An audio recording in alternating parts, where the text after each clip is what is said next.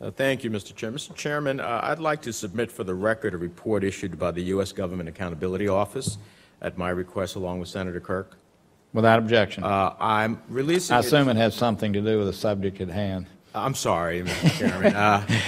It talks about how great you are as a chairman. No, we have no objection. It's very lengthy move on. too. So it says the Iran nuclear agreement, the International Atomic Energy Agency's authorities, resources, and challenges.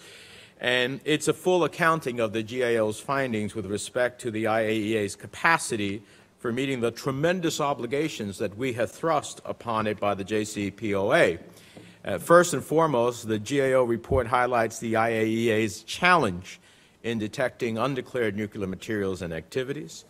It raises the issue of whether the IAEA will ever be able to verify that Iran has no undeclared nuclear materials and activities, as international inspectors are supposed to verify this before reaching the so-called broader conclusion on Iran's nuclear program.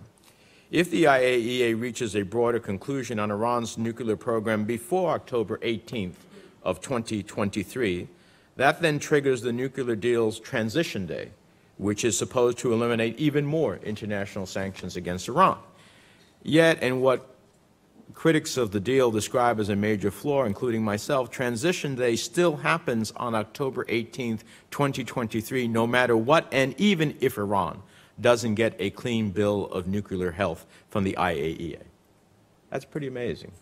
That's pretty amazing. And the report goes on to list a whole other series of challenges that the IAEA has as we move forward. Now, this is the entity which I have a great deal of respect for and have supported and has sought to improve its budget, but that we have placed a good part of the national security of the United States in terms of the Iranian nuclear program. So I would commend the report to my colleagues, and I hope that it raises some serious concerns from my colleagues about what we need to do. I'd like to turn to Mr. Dubowitz for a moment. First of all, congratulations on joining us as a United States citizen, so we appreciate that. Thank you, sir. And secondly, I want to ask you a series of questions. Has Iran ultimately not continued to pursue acts of terrorism in pursuit of entities that pursue terrorism?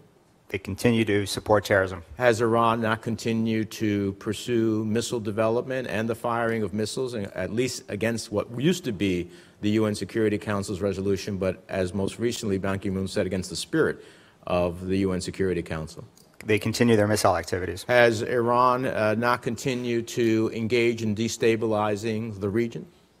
They've actually probably accelerated their efforts to destabilize the region. Has Iran not continued to commit human rights violations against its people?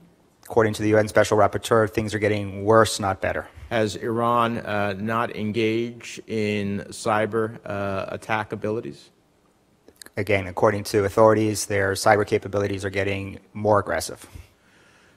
So, Mr. Chairman, regardless of whether you supported or opposed the JCPOA, the reality is that there is a wide universe of nefarious acts by Iran that are against the national interests and, I would argue, the national security of the United States. And I cannot understand this view that we cannot act on those nefarious activities independent of the JCPOA. And the failure to do so, I think, runs at the risk of our national interests and our national security and of our allies in the region. I think I may have caught the tail end of it, but I think you may have been asked about the German intelligence reports that says that Iran is still pursuing, even in the midst of the JCPOA, still pursuing the purchases of dual-use technology, which can also pursue their interests in missile and other technology. Is that a fair statement? That is correct. Yeah. So it's in that context, Mr. Chairman, that I've been pleased to join with you, and I hope others will as well, in a legislative effort that seeks to pursue these different nefarious activities of Iran, to pursue their terrorist actions, to pursue their destabilization of the region in Yemen and Syria, to pursue their missile technology. You know, I pressed very hard when the administration here was testifying.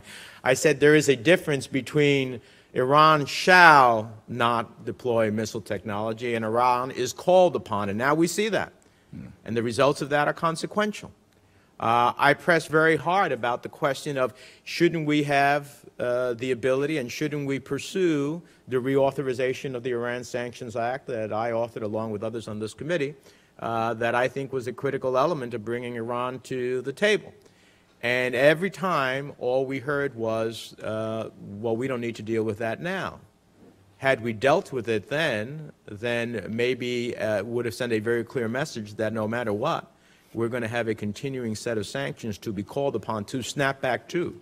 And I know the suggestion that if you in fact go ahead and see Iran violating anything, that we can always pass sanctions. The problem is that those sanctions take time to implement. We have to give the world warning again that in fact these sanctions are in effect.